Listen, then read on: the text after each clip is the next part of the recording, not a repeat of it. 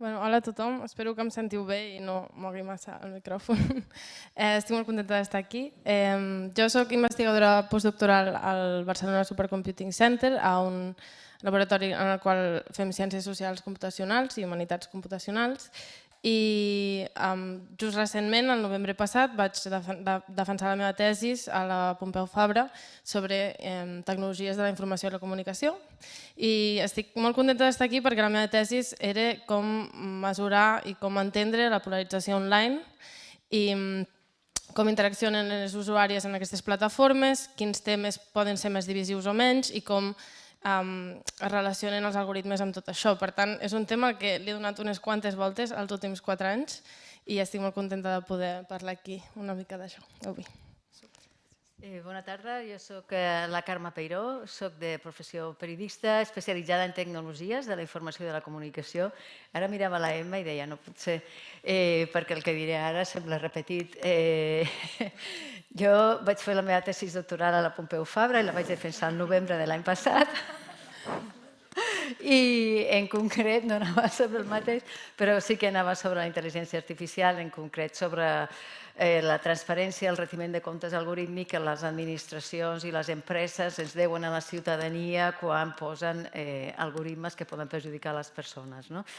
Al marge d'això, des de l'any passat també vaig introduir-me més en el terreny del que és l'anàlisi o la recerca de política pública de la intel·ligència artificial. Això vol dir tota la regulació que hi ha al món i com s'està complint aquesta regulació. I més enllà d'això, soc cofundadora i directora d'una fundació sense ànim de lucre que es diu Visualització per a la Transparència, que ens dediquem a agafar dades obertes i a intentar explicar-les i fer-les comprensibles a la ciutadania per a la presa de decisions. Però també col·laborem amb l'administració pública per ajudar-los a explicar millor des de la política, per fer aquesta política pública, què està passant amb les dades obertes. I jo crec que aquí ho deixo, no? Moltes gràcies. Jo em dic Rita i treballo en una ONG que es diu Build Up, una organització internacional que treballa en termes de transformació de conflicte, mediació internacional i construcció de la pau, moltes vegades tractant l'espai digital com un espai de conflicte i com podem fer servir les tecnologies dintre de processos de pau ja existents, diguem, fora de línia, offline. Per tant, bé, moltes gràcies i molt contenta de poder estar aquí. Som-hi. Com he dit, començarem amb la diagnosi del problema. I la meva primera pregunta va per l'Emma. I acabes de mencionar que vas presentar i vas formar part d'una recerca a la Pompeu Fabra. I agrairia si ens poguessis parlar una mica més de les conclusions que van sortir de l'estudi. I tant. Vam fer un estudi concretament a dins de la meva tesi en el qual ens focalitzàvem una mica més en la part algorítmica. I aquest és un estudi en el qual vam agafar dades de Facebook, és unes dades que se'ns permetia utilitzar com a investigadores, en el qual teníem com han interaccionat certes usuàries amb posts que tenen URLs, que tenen un link. Llavors, què miràvem amb això? Aquest dataset era molt interessant perquè ens deia també les preferències polítiques d'aquests usuaris i també podíem mirar a partir del domini d'aquesta URL, per exemple foxnews.com, quin és l'esbiaix polític que tindrien aquests desfons dels links on cliquin les persones. I a partir d'això podem mirar una cosa que anomenaríem polarització d'audiències, que seria com de separat està el que consumeix usuaris de diferents punts de l'espectre polític i també els patrons de comportament de les usuàries segons la seva ideologia. I de les conclusions que vam treure, les més interessants serien la primera en quant al comportament dels usuaris és que si repartim els usuaris per ideologia política, veiem que segons el tipus d'interacció que feien, ja sigui un comentari, un m'agrada o un compartir, veiem alguns perfils que tenien forma de U, que diríem. I aquesta forma de U vol dir que la gent més extrema també participa més i fa servir certs tipus d'interacció més. En el nostre cas vam veure que els emojis aquests de cara enfadada que té Facebook, no sé si els teniu en ment, eren els que tenien la forma de U més marcada i després seguit pels comentaris, però després, per exemple, interaccions tipus els m'agrada eren una mica més plans. Llavors, això ens dona informació sobre la participació d'usuàries a les xarxes i quin tipus d'interaccions estan més promogudes o menys. Llavors, l'altra cosa que vam veure va ser, mirant aquesta polarització d'audiències, la separació entre el que consumeixen d'un costat i de l'altre, no només ens interessava veure que existia una separació, sinó que aquesta separació en el temps pot canviar. I el que vam mirar van ser 2 punts en el temps on sabíem que hi havia potencials canvis en l'algoritme, perquè, òbviament, Facebook, o Meta en aquest cas, no et diu quan canvia l'algoritme i exactament com, però tenim alguna informació que el 2018 i el 2020 hi havia hagut canvis. I el que veiem és que en aquests canvis aquesta separació creix. Aquesta separació creix i, a més, veiem que hi ha més interacció cap a notícies de baixa qualitat. I això ens dona una certa informació de que pot tenir certs efectes quan hi ha canvis en l'algoritme i són canvis que no se'ns informen, que no se'ns expliquen i que estan tenint un efecte en la societat. Llavors, una altra cosa, si tinc una mica més de temps a apuntar aquí també, és que en el primer canvi, del 2018, des de Meta van dir que el que volien fer era promoure el contingut que t'interessava a tu i a la teva gent. Li van dir Meaningful Social Interactions. El que estàvem fent bàsicament era intentar aconseguir que la gent estigués més a la pàgina perquè estaven perdent interacció. La gent s'estava anant a altres plataformes. I en aquest cas veiem que gràcies al canvi que fan la gent comença a interaccionar més amb contingut, però també que creix aquesta divisió. El 2020 fan un altre canvi que expliquen molt menys, però gràcies a coses filtrades sabem, per intentar limitar el contingut tòxic i els hi surt una mica al revés. Sembla que el que fan és promoure més comentaris que els shares, el compartir, i els comentaris veiem que tenen un perfil més d'1 i per tant promouen més contingut més extrem. Llavors, veiem que tampoc sembla que ells el que intenten molts cops és pujar l'engagement, el que diríem, que la gent estigui més a les plataformes perquè el seu model de negoci es basa en fer profit de que nosaltres estiguem en aquestes plataformes, però tampoc veig que tinguin molt clar quin efecte té això o no. I ells sí que tenen departaments interns que puguin mirar aquestes coses, però cada vegada menys, han fet fora bastanta gent d'aquests departaments, han tancat departaments sencers.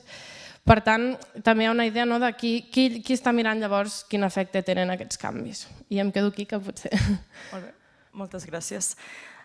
És interessant que parles de la relació entre els algoritmes, el poder, el model econòmic, la manera en què les nostres interaccions i el temps que passem online s'acaben monetitzant i beneficiant, bàsicament, les xarxes socials, i és per això que també som addictes, per començar, i després que costa tant advocar per maneres diferents de fer. Però no us preocupeu, que després hi arribem. Però a part de Facebook, que és una de les xarxes socials, i el grup de Meta, també hi ha altres grups com Twitter, ara anomenat X, on també podem trobar, i sobretot amb discursos polítics, que ha sigut una de les xarxes socials on hi ha hagut més problemes i més incisió des de part de l'algoritme. Sisplau, Carme, ens en pots parlar una mica? Us porto un altre cas. M'ha semblat superinteressant tot la recerca que ha fet la Emma. Us porto un altre cas que s'assembla moltíssim, però que té algunes diferències. En aquest cas no és Facebook, és X, però és Twitter, en realitat, perquè es basa en un estudi que es va publicar a finals de... fa gairebé un any o així, a finals del 24, en la revista Nature Communications, amb una investigació molt potent de molts investigadors de diferents països. I aquí parla d'un dataset que consten dades de 9 països europeus, ella ens parlava només dels Estats Units, no? I el que es veu o el que s'estudia és com que la polarització aquesta de la que ens parlava l'Emma no és només en el consum d'informació, sinó en la mateixa estructura de la conversa política que provoca l'eina, X en aquest cas, la plataforma. Què és important d'aquest dataset? i aquí podem veure pegues també, la magnitud de les dades. Per exemple, tenien un dataset enorme que contenia, com tinc anotat aquí, 375 milions de tuits. I dic tuits perquè, a més, això va ser, les dades són del mes de setembre del 2022, que jo crec que encara es deia Twitter i no X, i el tema és que el dataset només és de 24 hores, d'un sol dia. I aquí és la pega, no? Com pot ser que hi hagi un estudi que sigui rellevant i important i treure conclusions d'un sol dia, d'un mes, d'un sol any, no? Llavors, és com... Van combinar aquestes dades amb una base de dades de polítics electes de 26 països i, finalment, les principals interaccions van ser de 9, per tant, es van quedar en aquests 9 països que no són únicament d'Europa, sinó que també hi havia Canadà, Estats Units, Turquia, i entre ells Espanya, Polònia, Itàlia, Alemanya, França i Regne Unit. Interessant també que van agafar dades de 140.000 usuaris únics i més de 1.800 polítics. Llavors, clar, és una fotografia molt gran, però no és una pel·lícula, perquè només és un dia i un mes i tal, però és una fotografia molt gran que els investigadors es van donar moltes conclusions i entre elles, d'aquesta radiografia que van fer, van detectar que Twitter provoca de manera estructural el conflicte. O sigui, és la pròpia plataforma i com funcionen els seus algoritmes que provoca que hi hagi aquesta polarització, aquest conflicte, sobretot en tema polític, que és una mica també el que vas deduir tu, no? Que, malgrat les cambres d'eco, no sé si tots els que esteu aquí us situeu en què és una cambra d'eco, però és aquells llocs on en una xarxa social estaríem més sovint perquè la informació és més propera i els seguidors són més nostres, etc. Malgrat aquestes cambres d'eco, les conclusions de l'estudi diuen que hi ha comunicació entre persones oposades de partits i d'ideologies, però aquesta comunicació és principalment tòxica i conflictiva. És a dir, que no hi ha intenció d'escoltar el que està radicalment oposat al meu pensament. Després, i que bona part de que hi hagi aquesta toxicitat està provocada per la pròpia plataforma, per als interessos econòmics que deies. També deien que intentem consumir informació diferent, però que òbviament no hi ha escolta, no hi ha escolta activa de dir, intento entendre't a tu, a veure si m'arribes a convèncer. No, això no existeix i que la falta de transparència d'aquestes plataformes és el principal motiu del per què existim. Avui estem així com estem, addictes, preocupats per la desinformació i confusos en general per la complexitat de saber en quin moment estem vivint. Per tant, com a conclusió, jo diria que la X actual no només amplifica el contingut polític que creiem que ens arriba, sinó el que fa és organitzar la conversa segons la lògica dels seus algoritmes, que és el poder algorítmic que mencionava la Emma, i provoca aquestes interaccions totalment tòxiques en temes polítics i ideològics. No estic parlant d'una conversa més senzilla. Molt bé. Doncs, bàsicament, per fer un resum i una mica com de fer una vista d'ocell, hem vist en aquests dos casos que els algoritmes de recomanació, que se'n diuen així, recommender algorithms, diria, que es fan servir a X, a Facebook, a Instagram, a la majoria de xarxes socials, tenen un model econòmic que ens impacta directament en com nosaltres interactuem i actuem en les xarxes socials i normalment ens porten a polaritzar-nos i a amplificar contingut tòxic en comptes de contingut que ens podria ajuntar. Tot i que això passa, és veritat que s'estan fent bastantes coses per intentar regular o fer alguna cosa amb aquest problema. Aleshores, Carme, torno a tu per parlar una mica de regulació. Hi ha hagut bastant moviment, a la Unió Europea hi ha hagut el DSA, l'AI Act, tot de projectes per regular les xarxes socials, intentar que l'espai digital sigui un espai més segur i més sa. Ens podries parlar una mica dels esforços que s'han fet a Europa, però també a altres llocs del món per regular les xarxes socials? Moltíssims. O sigui, es podria dir que en els darrers anys el tema de la regulació, o sigui, ha passat l'època en què hi havia una confiança cegues de que les plataformes s'autoregularien, controlarien el contingut, s'automoderarien, no? La moderació dels continguts, que ara ho parlàvem abans de començar. Bé, no, això no funciona. L'autoregulació ja ha passat i el que s'ha fet és incrementar.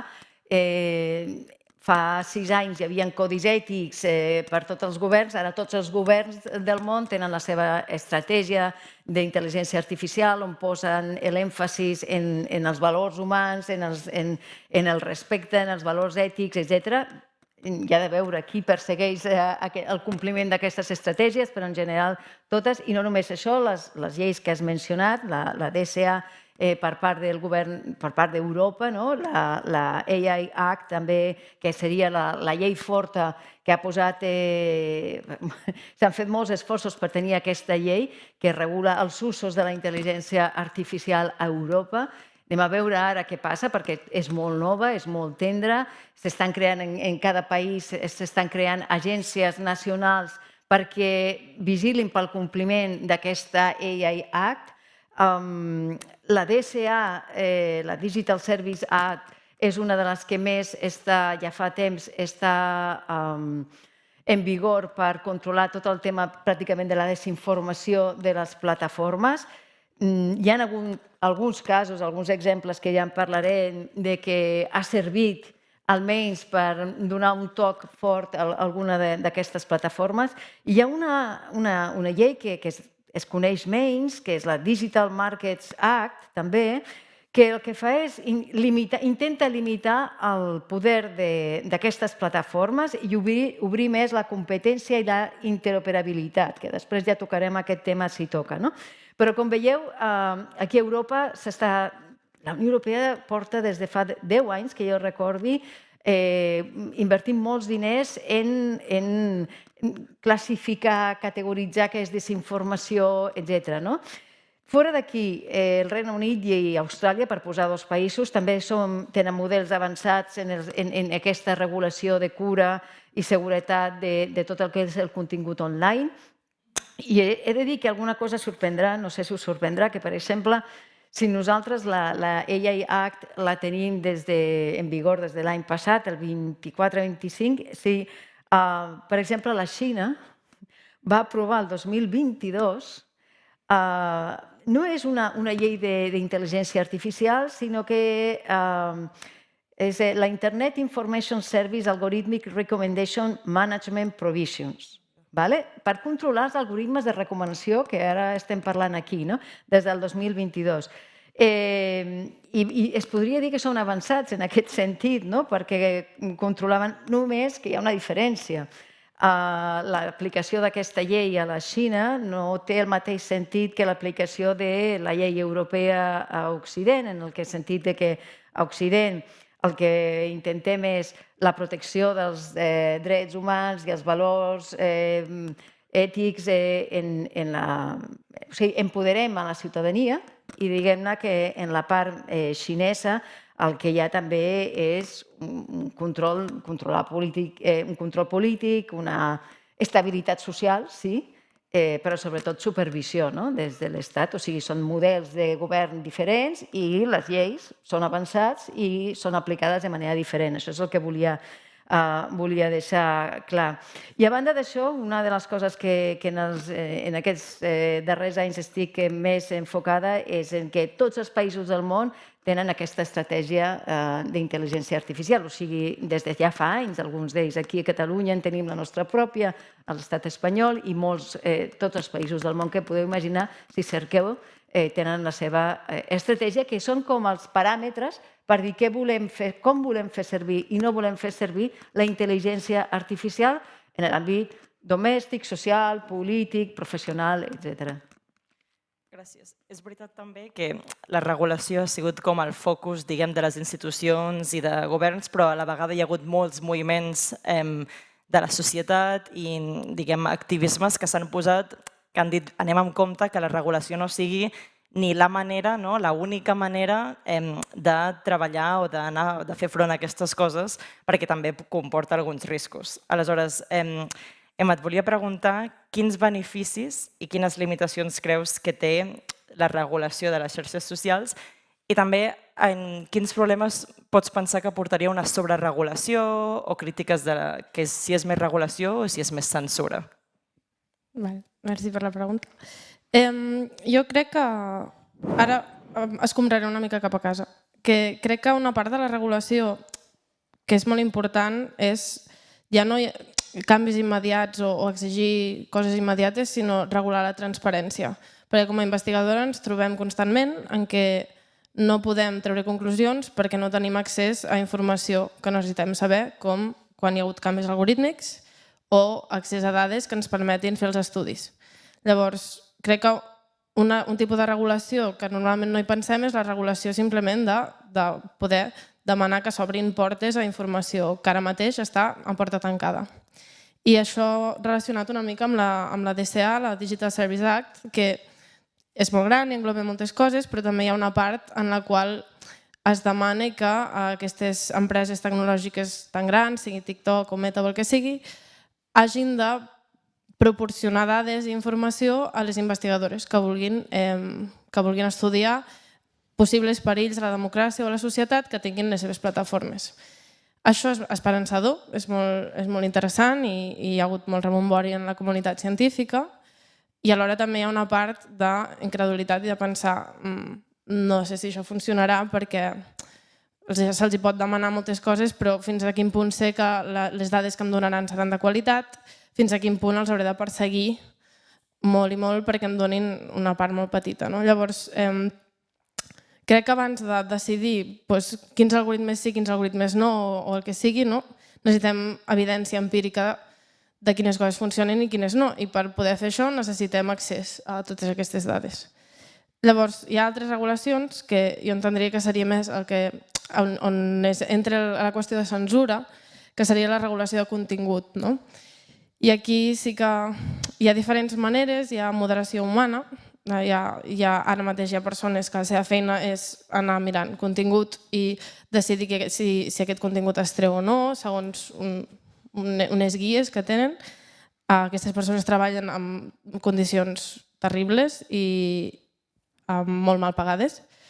Una altra manera d'intentar fer això seria amb models d'IA. La IA ara mateix és molt capaç de classificar contingut. Això és perillós, perquè si automatitzem això del tot pot estar esbiaixat cap a certes minories o ja sabem que la intel·ligència artificial està entrenada amb unes dades que poden estar esbiaixades. Llavors, donar-li tot aquest poder a la IA, tot i que sigui més eficient, també és perillós. I per això no m'agrada mullar-me a dir, sí, la regulació de contingut crec que potser és el que ens pot... O sigui, hi ha altres regulacions molt més efectives, simples i immediates, que és el que deia de transparència, i no només cap a les científiques, sinó també cap a les usuàries, perquè tota l'explicació, tu quan acceptes les condicions d'Instagram o el que sigui, és informació que tu no pots entendre bé. Està feta perquè no la puguis entendre bé. Llavors, retornar poder a les usuàries donant aquest tipus d'informació i el que dèiem, que també ho has comentat, de poder decidir quin tipus d'algoritme vols, que això ja ho parlarem més endavant, i ajudar a tenir aquest poder i no tant a anar pel camí de la censura. I això és el que jo crec que potser seria més eficient ara mateix. Bé, moltes gràcies. Sí que crec que és veritat que hi ha aquesta diferència entre la regulació, diguem, institucional, que també ha d'anar en compte qui atorga el poder, o que no es facin lleis aquí que després s'exportin a la resta del món assumint que són els mateixos models de governança com parlaves, Carme, i també la idea de la regulació. A vegades moltes coses es fan en nom a la seguretat, però la seguretat per qui? O sigui, aquí estàs fent tu que estigui més segur i que pugui interactuar més i millor a les xarxes socials. Per tant, gràcies per parlar d'aquestes dues coses que realment arriben al títol de la nostra taula d'avui. Aleshores, ara per començar a moure'ns ja cap a alternatives, abans d'anar cap allà volia parlar d'un cas d'èxit. No sé si tu, Carme, ens podries fer 5 cèntims així ràpidament d'un cas d'èxit de regulació hagi anat bé, Sí, diguem. entenem cas d'èxit com que... Però clar, cas d'èxit és que una d'aquestes plataformes que hem fet aquest diagnòstic de tot el que passa, se l'ha multat? O cas d'èxit és que se l'ha impedit que continuï fent la mateixa acció addictiva? Perquè si se l'ha multat hi ha un històric de plataformes que s'han endut multes de la Unió Europea acollint-se a aquestes lleis des de fa ja molts anys. Una multa per una d'aquestes plataformes és crac, ai, quin mal, i ja està, demà no me'n recordo. O sigui, tenen tants diners, fan tants diners que tindrà el cas d'èxit, i tenia aquí un cas de Meta, va pagar a finals del 2025 479 milions d'euros a 87 editors de premsa i agències de notícies perquè agafava el contingut d'aquestes editores de premsa. Llavors, continuarà fent-ho. Cambridge Analytica se la va multar per tot el que va provocar agafant dades personals de 87 milions de persones, i continua. Ara es diu Meta, però era Facebook i tot, no? O sigui que sí que hi ha casos, com per exemple el 2024, que TikTok va llançar a Espanya i a França una versió de la seva app amb un sistema de recompenses. Aquest no és un dels casos que jo més he seguit, però us ho puc explicar. Un sistema que recompensava mirar vídeos i donar likes i seguir comptes o convidar amics, i el recompensava amb punts i premis que després obtenies recompenses. La Comissió Europea, amb la Digital Services Act, va considerar que això podia provocar addiccions, sobretot en menors i en persones més vulnerables, i va obrir un procediment, però de manera més ràpida que mai, que s'havia fet, perquè normalment aquests processos triguen el seu temps, 1 any, 2 anys, etc. I va aconseguir que TikTok retirés aquesta aplicació més addictiva que podia fer mal als menors. A Irlanda també TikTok té 1000 problemes, ha estat denunciada. Després hi ha un cas que per mi també és interessant, que està a Austràlia, que tenen un sistema que es diu e-safety i el que han obligat és a retirar contingut íntim no consentit. I llavors aquí fan una acció de transparència molt interessant perquè cada 3 mesos et publiquen un informe, i acaba de sortir el darrer, et publiquen un informe en el que t'expliquen tot el contingut que han obligat a retirar, com, etc. Això és una acció de govern, no és una acció de plataforma, però estan a sobre i estan, diguem-ne, collant des de més a prop. Per tant, aquí la qüestió és que hauria de ser un delicte, la manipulació algorítmica, i hauria de ser un delicte que hi hagués la possibilitat d'ampliar un contingut il·legal. O sigui, això hauria d'estudiar-se com, però aquí ho deixo com crec que són casos d'èxit, tot i que transparència, accountability, totes són aquestes paraules per a les empreses privades, com les plataformes que només porten el negoci, o sigui, el seu leitmotiv és fer negoci, i el faran per tenir-te cada cop més enganxat, per tenir-te cada cop més viral, per tenir-te cada cop més polaritzat i per tenir-te cada cop més controlat, perquè fan que amb els seus algoritmes canviem la nostra actitud, canviem els nostres pensaments i acabem confirmant informacions que antigament, abans parlaven amb la Emma, però d'antigament això, antigament amb el marc de mitjans que podem tenir molts dels que estem en aquesta sala, que hi havia uns mitjans que sabien perfectament els que tenien una ideologia o altra i cadascú triava el seu mitjà, però sabia què mirava o què llegia o què escoltava com a ràdio, doncs això ja ha desaparegut. Les xarxes socials són els mitjans d'avui dia. El jovent que hi ha aquí després ens podrà parlar, però ja no hi ha capçaleres mediàtiques i, per tant, la referència és d'on has llegit això, aquest titular? TikTok. M'ho ha dit TikTok. Clar, o sigui, una que porta tota la seva trajectòria treballant a redaccions, això és un xoc com si li fotessin una hòstia així ràpida, no? Salvant totes les ideologies i els interessos comercials que també tenen tots els mitjans. O sigui, aquí ningú se salva. Però bueno, està canviant i, per tant, això és la complexitat del present i és això que hem d'anar... Bueno, et dono pas a l'última fase. M'encanta com ha començat com a cas d'èxit i no ha acabat massa com a un cas d'èxit, però no passa res perquè ara seguirem amb positivitat. No, però ara sí que ja ens movem cap a la part d'alternatives, diguem, i d'altres coses, i en això també ens hem donat com una bona direcció perquè hem parlat de la regulació de contingut i hem parlat també dels algoritmes i cada vegada més la gent diu no anem a regular el contingut perquè aquí ens posem en problemes, no? Si el contingut és, diguem, part d'un riu que està brut, anem a la fàbrica que embruta el riu i allà és on podem fer tota la feina. Això ho va dir la Maria Ressa, Premi Nobel de la Pau, no jo, però m'agrada molt com a analogia. Aleshores, quan ens anem endarrere, anem a la fàbrica i anem a parlar, diguem, de trobar alternatives. Recentment hi ha hagut, fa uns anys, que hi ha una xarxa que es diu Pro-Social Network Design, com disseny prosocial, que estan mirant com podem fer plataformes que siguin diferents i que en comptes de polaritzar-nos ens portin cap al diàleg. Ens en podries parlar una mica? Sí, doncs, primer parlar una mica de com s'ha dissenyat fins ara. Fins ara el que passava és que aquestes empreses o algú tenia una idea brillant o per sentit comú deien doncs posarem una funció de m'agrada aquí o ara es compartirà. I llavors aquestes empreses, com que tenen molts usuaris, feien el que es diria A/B testing, provaven, amb algun grup ficaven aquesta característica, amb un altre grup no, i llavors miraven de quina manera guanyaven més atenció, més diners, el que fos. I així és com s'han dissenyat les plataformes. No s'han dissenyat de la manera més eficient o més amable possible. Llavors, aquesta iniciativa de Pro-Social Network Design, que us animo a veure la pàgina web, que es diu prosocialdesign.org, són un conjunt de persones, tant gent que està ficada en recerca com gent que ja vol aplicar aquests canvis, que fan una mica un mapa de diferents característiques de disseny, d'algoritmes o d'altres processos que puguin promoure interaccions més sanes a les xarxes socials. I com les tres coses que volen aconseguir és la seguretat, el benestar i la dignitat de les usuàries que estiguin en aquestes plataformes.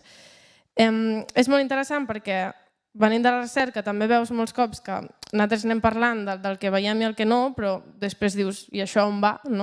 I això és un pont molt xulo entre l'evidència empírica del que hem trobat nosaltres i del que es va fent, i després un recopilatori de tot això i maneres més proactives de dir, doncs apliquem-ho.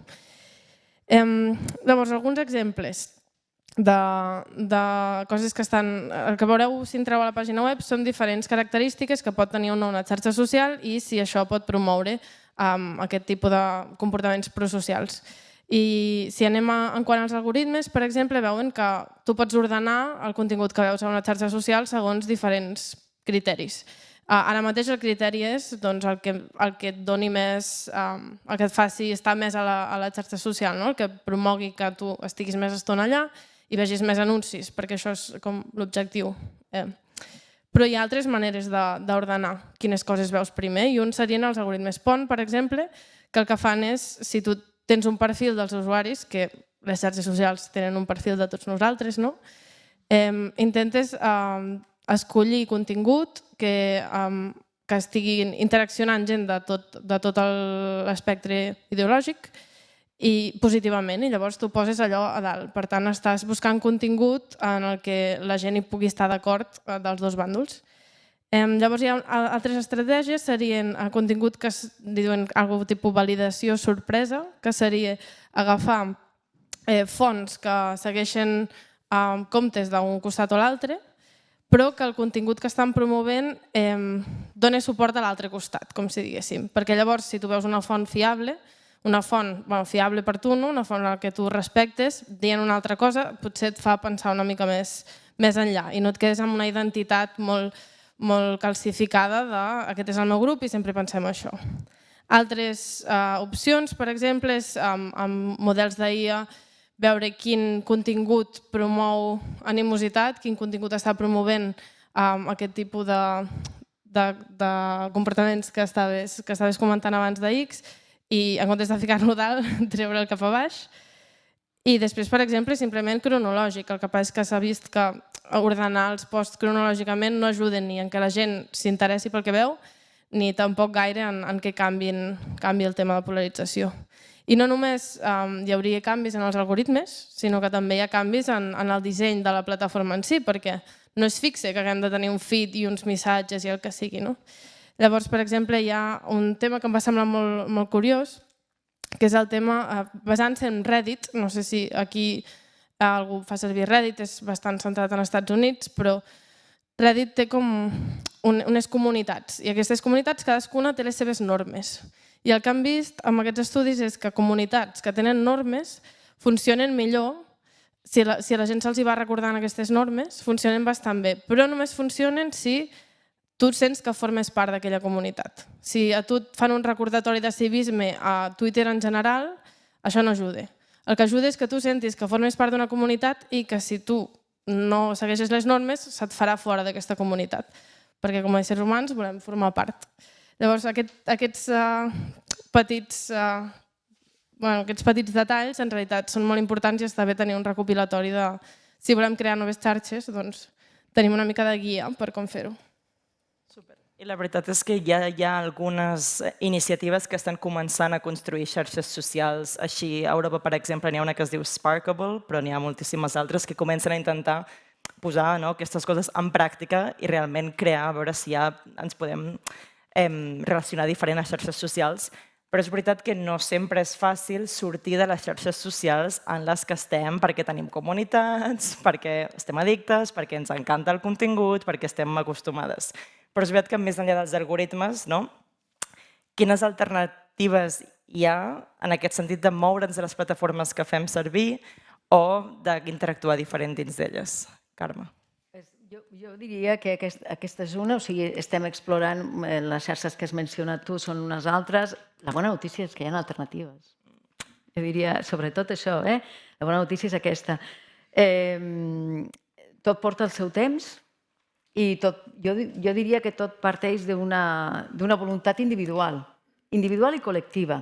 Individual i col·lectiva. Tots els que estem aquí ens estem avui donant-li voltes, no? Què passa? Heu vingut voluntàriament a aquesta xerrada que parla dels algoritmes i de com ens controlen. Per tant, aquí hi ha hagut, l'arribar aquí i seure's ja és una voluntat, a escoltar i a donar-li voltes. Jo crec que, en definitiva, donar-li voltes de si volem que tota la nostra vida personal, professional, col·lectiva, volem que passi per unes quantes plataformes que hem llegit, hem escoltat i sabem, perquè l'hem comprovat, que juguen amb les nostres dades, juguen amb les nostres vides i juguen amb les nostres interaccions. Llavors, a partir d'aquesta voluntat es poden fer canvis. Jo m'he anotat aquí 3 possibles canvis que no depenen d'una acció individual. Aquí no... Vull dir que si tenim plataformes que ens fan addictes no és un problema nostre, això no ho estic dient, és un problema de la plataforma, de lleis, de molts factors, però sí que s'hauria de fer un canvi sistèmic d'aquestes plataformes, reclamar amb la legislació que hem anomenat i, per tant, se l'ha de donar un temps a aquesta legislació. Si s'acaba d'aprovar, no demà passat ja començaran a passar coses perquè això no existeixi, ens encantaria, però tota la part administrativa o tota la part de regulació és molt lenta. Però s'hauria de legislar, o aquestes lleis existents ja haurien d'obligar a que les plataformes fossin més obertes i fossin més, aquí està la paraula, federades o interoperables.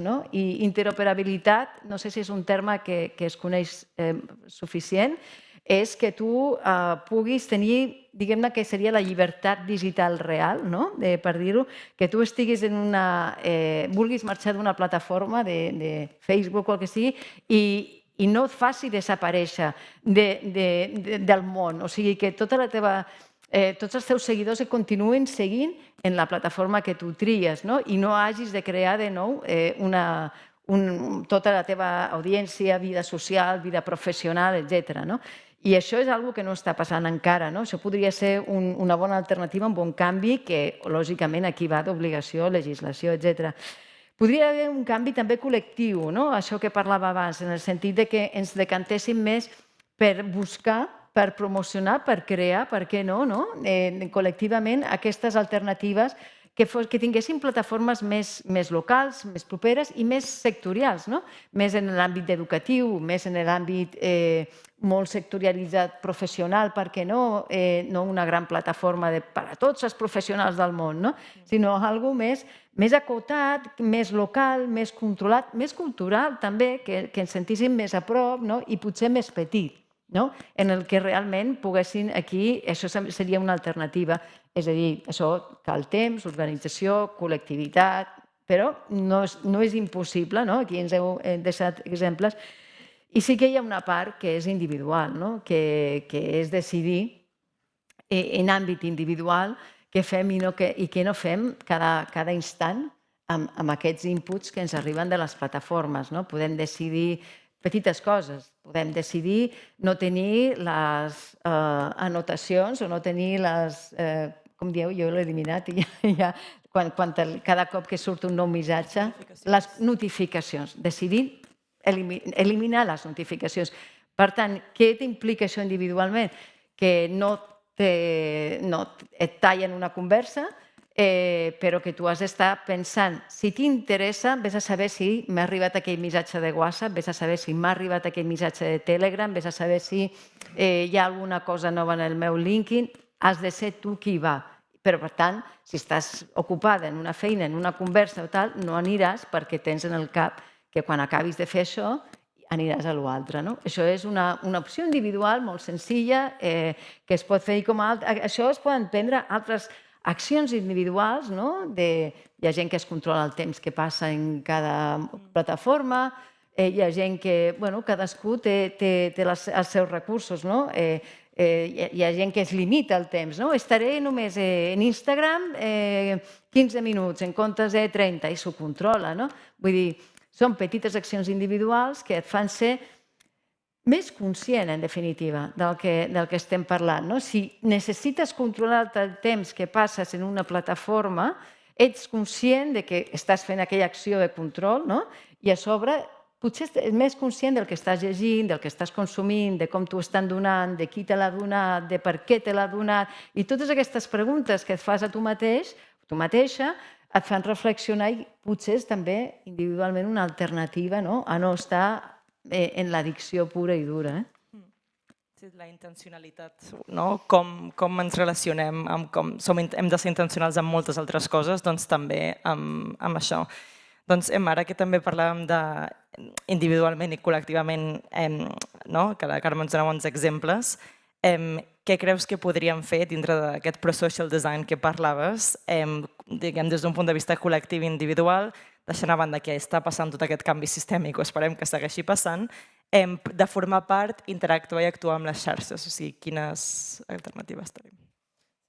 Volia dir que el que comentaves, estic molt d'acord que hi ha com aquests nivells diferents i em recorda bastant també el tema de la crisi climàtica, que és un problema sistèmic i després també hi ha unes certes accions individuals que tu pots decidir fer o no fer i pot ser més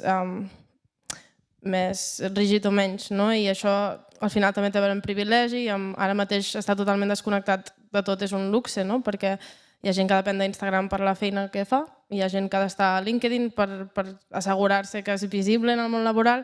Llavors, és entendre fins a on fas tu i aquests petits consells que deies crec que són punts mitjos que molts cops serveixen molt més que intentar fer-ho tot de cop. I van bé perquè a nivell col·lectiu també, perquè si anem pensant en això, col·lectivament també es va bullint alguna cosa. I així després quan t'organitzes saps cap a on t'estàs organitzant o en què. La diferència que veig, i ara ho relaciono una mica amb el que m'has preguntat, és que potser la crisi climàtica és una cosa que els efectes perjudicials els veiem molt lluny, tot i que potser no ho estan tant, però a les xarxes socials sí que tinc una sensació que la percepció que tenim de que són nocives és actual.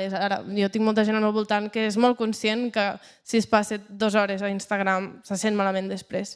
Per tant, crec que hi està havent un canvi, no? De que la gent s'està donant que no està molt a gust en aquestes xarxes i el sistema tampoc és perfecte, no ens està manipulant d'una manera perfecta, perquè, per exemple, ara Instagram acaba de posar el sistema de pago, no? Que si fa res, ara et diu, si no vols anuncis, paga. Perquè, clar, hem estat de gratis molt temps, però crec que ens hem acostumat tant a estar de gratis que tampoc els sortirà bé la jugada, saps què vull dir? I a Amics també va passar, no va entrar Elon Musk i va canviar tot tant que la gent potser es va començar a adonar que no era un lloc que estaria sempre com tu vols, que les coses poden canviar cap a malament. Llavors, partint d'aquí i de que potser veiem això, que a les xarxes no hi estem del tot còmodes, aquí jo veig que la gent, si li dones l'alternativa i veu el camí, l'agafarà segurament. I una cosa que a mi em preocupa més, potser de les xarxes, és que per com estan fetes hi ha minories molt vocals. O sigui, nosaltres entrem i veiem molta polarització i una cosa que sí que he arribat a la conclusió després d'estudiar molt les xarxes socials és que estàs estudiant a una gent que està participant molt allà, però són una minoria. Són molt vocals i es veuen molt, però hi ha una majoria de gent que no parla, que només passivament està consumint contingut. I aquesta majoria potser, i jo crec que en formo part perquè em fa bastanta cosa, a vegades opinar a les xarxes i participar, potser ens adonem que participar ens faria sentir una mica millor perquè ens faria sentir una mica més satisfetes i completes. Llavors, com evitar que les xarxes es transformin en una tele 2.0 en la qual només consumim contingut, potser contingut creat per IES d'aquí poc, i buscar aquesta manera de participar. Llavors, la idea aquesta de xarxes més petites, on ens sentim més còmodes participant, em sembla interessant, que realment és tornar al passat i tornar amb els blogs que hi havia abans. I la capacitat aquesta d'entendre que tu quan entres a les xarxes no estàs veient el món, estàs veient un grup de gent que té uns discursos concrets i que són més extrems del que et trobaries pel carrer. I crec que això a vegades no ho tenim molt present i que si ho tens present, quan obres Instagram entres amb una altra intenció. Llavors, per aquí aniria. Yes. Jo crec que és veritat que des de Build Up també fa poc vam fer una metodologia i la vam aplicar. La majoria del meu equip viu a Nairobi i vam fer com una petjada de la polarització. Intentar trobar les mètriques a un número, trobar un percentatge a les xarxes socials de polarització afectiva, de si realment el contingut que vèiem, quina era l'externalitat negativa que deixaven, com diríem, de diòxid de carboni als avions, com passava això amb les xarxes socials, i vam trobar que realment era un percentatge molt més baix del que ens esperàvem, el contingut que trobàvem en general, que la gent consumia, no només que existia, sinó que arribava realment a la gent. I per tant trobo que també, crec que hi ha raó en el dir estem veient una plaça on els que criden molt els sentim i els que estan al costat potser no tant, i perdem agència, però seguim sent gent que pot fer alguna cosa dintre d'aquest espai. Llavors, per anar tancant, jo us volia fer una última pregunta, que és una mica llarga, però bueno. Us volia preguntar amb dues. En què teniu esperança de com evolucionaran les xarxes socials o, diguem, tot això que hem estat parlant, la regularització, els algoritmes, etc.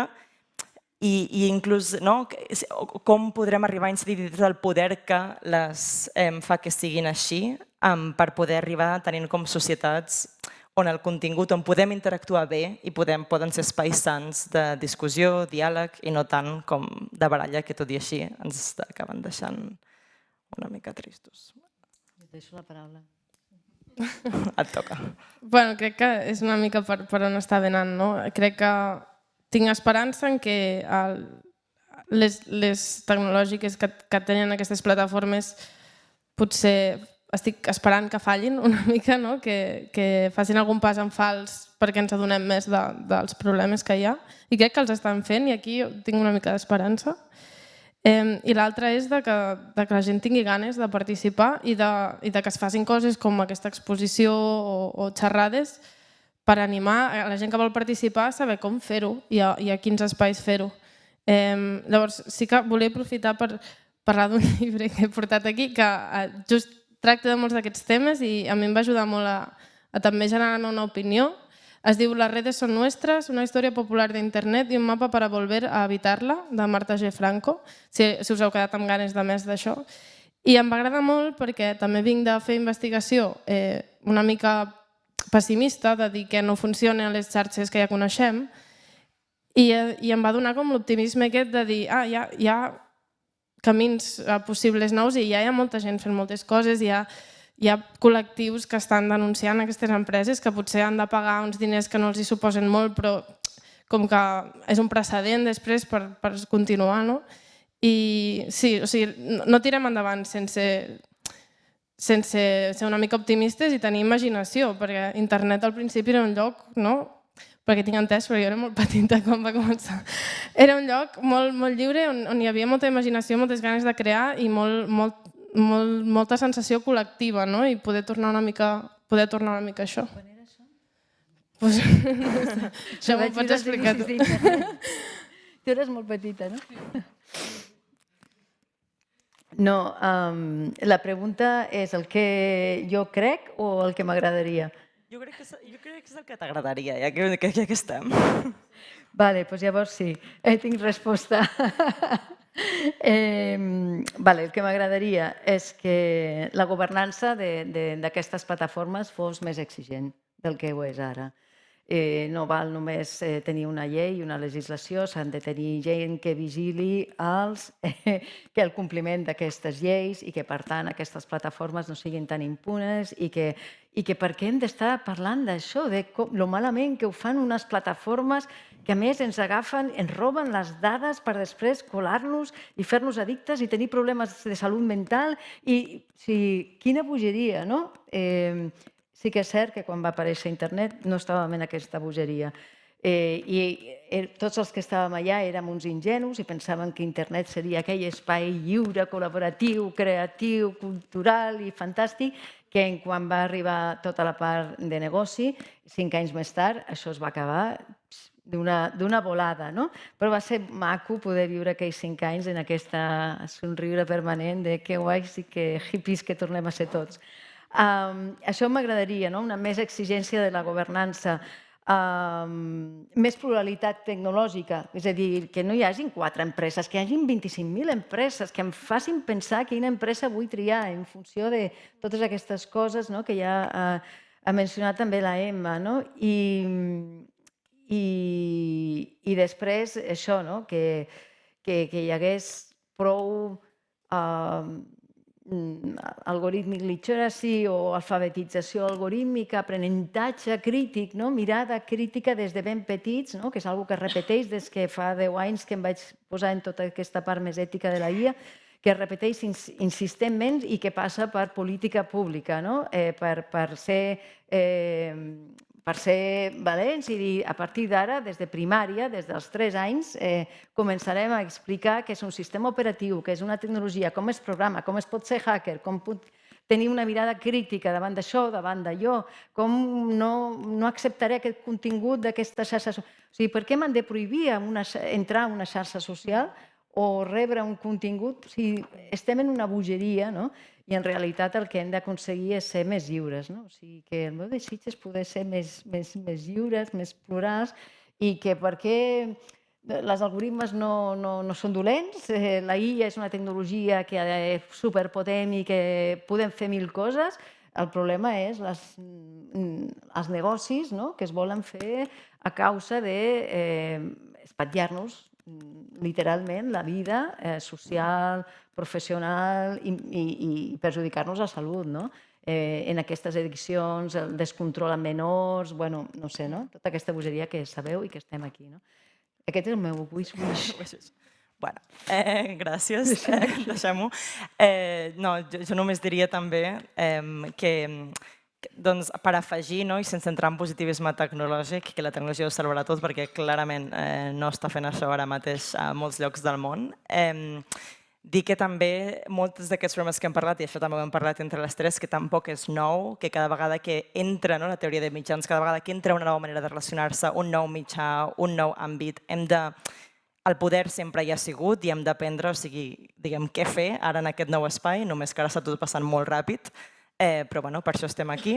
i per això fem una mica de wishful thinking. Així que res, moltíssimes gràcies. I ara passarem a preguntes, però si voleu aplaudir les ponents abans de passar. Jo aplaudeixo amb ells, Sí. Clar, el micro. Vale. Tenen un altre micro. Vale, doncs recollirem un parell de preguntes i després... Fem una ronda i Sí. anem passant? Endavant. Hola, em dic Esther. Dic dues coses perquè m'entengueu. Jo tinc compte que encara el tinc a Twitter amb 20.000 seguidors i el vaig deixar perquè no podia més. O sigui, em semblava el pitjor lloc del món, amb diferència. Vull dir que no... Això que deies tu, no? Dir, bueno, planteja't què estàs fent amb les xarxes. I hi ha dues coses que em sembla que... Jo me n'he anat a Blue Sky, he obert un compte a Blue Sky funciona una mica diferent, no molt, però una mica diferent, de manera que tinc els meus feeds personals on veig coses que m'interessen a mi i la resta veig coses d'art, coses de ciència, coses d'arquitectura i la resta, doncs mira. Però el que em preocupa és que jo he de tornar a Twitter tot sovint perquè els mitjans oficials i les institucions i el polític i la Generalitat, em sap greu, però la Generalitat i serveis socials, tothom està allà. Llavors, si vols saber què diu Protecció Civil perquè ve una tempesta, te n'has d'anar a veure què diuen aquí. I em sembla que una manera de desactivar el poder d'aquestes plataformes, en el meu cas és Twitter, per exemple, seria treure aquesta informació d'aquesta plataforma perquè no hi ha cap raó lògica perquè un govern, un organisme, una institució, tingui un compte a una empresa privada, que em sembla que oblidem que és una empresa privada. Potser si la Unió Europea muntés, no ho sé, soc molt ingènua, un sistema on tots els organismes i presidents tinguessin la manera de comunicar-se amb la gent, no caldria que tornéssim a veure contingut d'allà on no en volíem estar. Això per una banda. Després hi ha el tema, ja que ets periodista, Carme, el tema del SEO, que a mi em posa nerviosíssima. O sigui, és una cosa que em supera, que també té culpa plataformes com Google i tot això. Llavors, en el meu cas, per exemple, he fugit de Google, me n'he anat a DuckDuckGo i me n'he anat a Brave i altres llocs intentant fugir d'aquestes coses, que és que et t'empaiten per tot arreu. Per més consciència que un tingui i vulgui dir no, jo vull fer un consum responsable, és que et cauen per totes bandes, igual que el tipus del Gmail i totes aquestes històries. I llavors la meva proposta aniria això, primer perquè les institucions fessin un pensament de si realment els hi convé estar a Twitter o ens convé com a societat que continuïn en aquests llocs que generen tanta toxicitat. L'altre, que sigui més fàcil arribar a altres serveis que puguis, altres plataformes. És molt complicat, si no busques expressament i no t'informes. N'hi ha moltes, després quan t'hi poses dius, ostres, si n'hi ha la tira. I cada una n'hi ha amb objectius socials i tal, però és que si no, no t'arriben. I seria, crec que la Unió Europea podria fer promoció molt activa d'aquest tipus de solucions. I el SEO és igual, el tema del SEO ho deixo, però és que em fa molta ràbia. I l'última cosa, hi ha altres plataformes que es poden fer servir per col·laborar i crec que tampoc ens arriben. Per exemple, hi ha una cosa a la Unió Europea que es diu el programa Concord, que intenta promoure la participació ciutadana, i jo quan parlo amb gent, amb amics, amb gent que no està a xarxes, o sigui, ningú sap de què cony hi parlo. Trobo que també es podria fer més difusió sobre aquestes altres maneres de participació social i de canvi, i potser així aniríem redreçant el tema cap on ja estem dient que volem anar. I ja està, no molesto més. Gràcies. Tenim una pregunta per allà.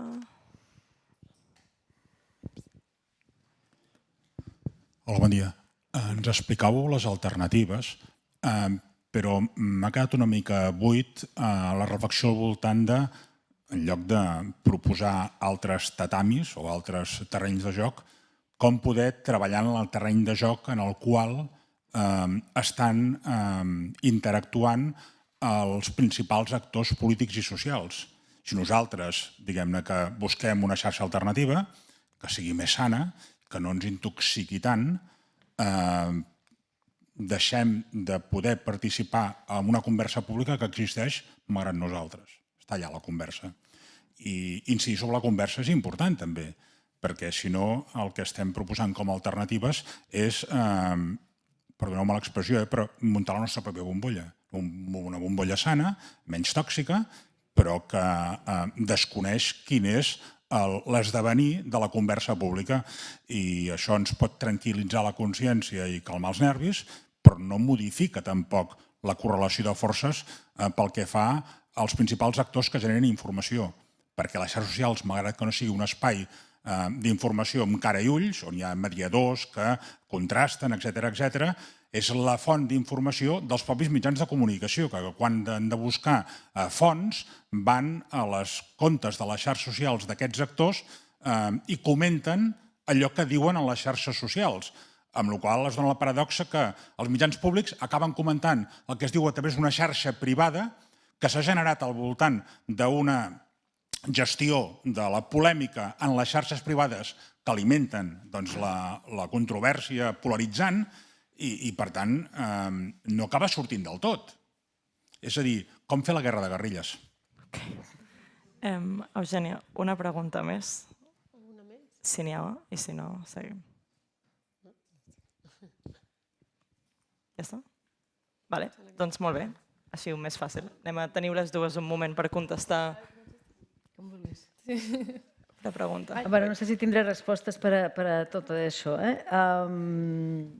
És que crec que tu has coincidit també una mica amb el que deia aquest senyor ara, perdoneu-me que no sé els noms, en el sentit que les institucions estan en aquestes plataformes i que llavors si no vols perdre el contingut, tu deies el contingut que t'interessa, ell estava parlant de la conversa política, si no he interpretat malament, perquè els mitjans i les institucions fan ús d'aquestes plataformes perquè volen arribar a nosaltres. I és un peix que es mossega la cua, perquè si estem tots nosaltres allà, doncs volen arribar a nosaltres i consideren que és la millor manera de difondre, d'enviar un missatge d'urgència o d'enviar un comentari que a tu com a ciutadà et pot influir moltíssim en la teva acció després política o en el que hagis de decidir, les decisions que hagis de prendre socialment. La guerra de guerrilles, com estar allà dins sense que et xutin hòsties per totes bandes i no sortir perjudicat? És difícil perquè tu mateix, quan estàs allà dins, estàs en la teva bombolla, o sigui, no és que estàs en la bombolla general, sinó que estàs en la teva bombolla amb els teus continguts, amb allò que t'agrada perquè estàs més per fer-te més addicte. Per tant, tampoc veus tot el que s'està, tampoc no ets partícip de la conversa. Si tens clar això, si teniu clar això, que no tot passa per el feed que esteu seguint vosaltres, perquè hi ha moltes altres coses que no ens arriben, perquè està fet així la tecnologia algorítmica, doncs un també es pot plantejar informar-se del que li interessa al discurs polític del moment o l'emergència del govern d'altres maneres. I no sé si això és fer la guerra de guerrilles, però per mi és efectiu. Jo continuo estant informada per molts altres canals que no passen per les xarxes socials. Sota el meu criteri, jo li dono una validesa a la informació que em donen certs mitjans d'aquí i de fora, que per mi jo vaig a buscar-los, aquests mitjans, i si estic en una xarxa, principalment vaig a buscar-los a la seva pàgina web, principalment. Aquesta és la meva... Però no dic que aquesta sigui la guerra de guerrilles, sinó que és la meva acció.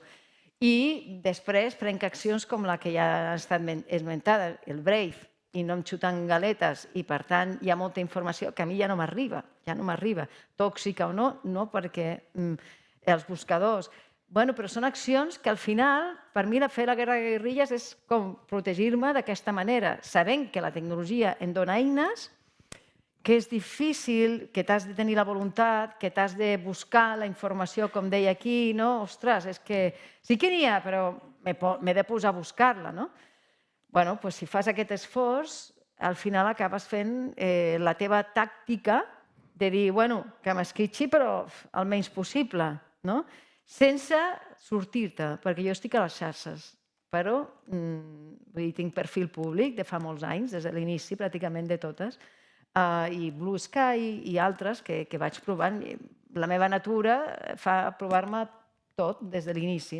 Després no continuo, no sé, continuo en aquelles que a mi em serveixen amb la meva tàctica. Però no sé si això és guerra de guerrilles ni és el consell generalitzat.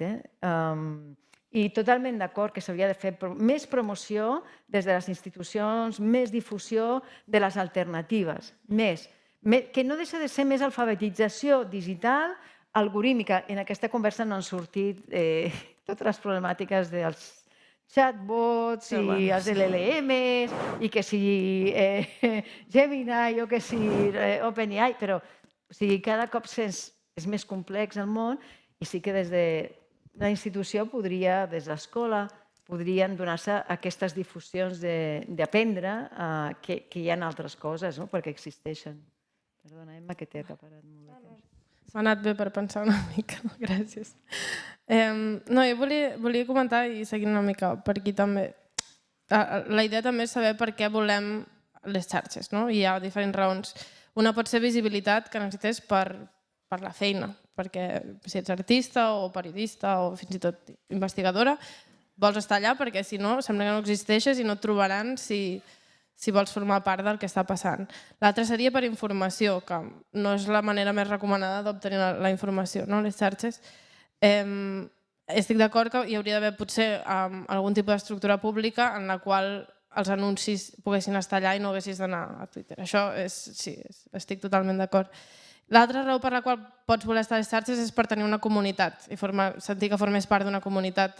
I aquí potser no et cal estar a la comunitat de X global i el que vols és una bombolla que et protegeixi. Les bombolles, les cambres d'eco, les bombolles, se n'ha parlat molt negativament, però també han sigut una font de suport per persones que no tenien la seva comunitat en el món offline i crec que també té sentit voler-les mantenir i també hi ha molta investigació que el que diu a nivell polític, si poses com dues bombolles oposades juntes, que el que passa és que hi ha bronca. Llavors, les bombolles no tenen per què ser dolentes si tu l'entens com que tu estàs formant part d'una comunitat que està bé que no estigui totalment connectada amb tot. I l'altra part també és que, parlant de tot això, de migrar d'una plataforma a l'altra, al final el que necessites és una massa crítica d'un conjunt de gent suficientment gran que es mogui. O sigui, al final és una cosa molt col·lectiva, que és molt complicada de veure com fer-ho perquè no té a veure amb una persona movent-se, té a veure amb que suficient gent tingui la iniciativa de dir, vale, marxo. I un exemple que tinc d'això és la comunitat científica, almenys del meu camp, estava molt a Twitter. I era on estaves per veure qui havia tret un article, quina conferència hi havia, i amb tot el tema d'Elon Musk sí que hi va haver una decisió bastant col·lectiva de moure's. No sabien ben bé on, una mica com pollastre sense cap. Llavors van intentar Mastodon. Mastodon és interessant però té una estructura una mica estranya. Blue Sky s'ha intentat, també hi ha alguna gent allà. Ara crec que està bastant a LinkedIn, que realment és una mica com el caire que té la xarxa social de LinkedIn, és de feina, té més sentit, però sí que hi va haver una migració d'una comunitat. Per tant, això és un exemple de que sí que podem migrar, però hi ha d'haver una massa crítica i potser les persones que estan més a dalt, les persones a qui més gent segueix, tenen més responsabilitat de fer aquest canvi. Llavors, intentar anar a aquestes persones a que migrin, sí. Super. Jo només dic també que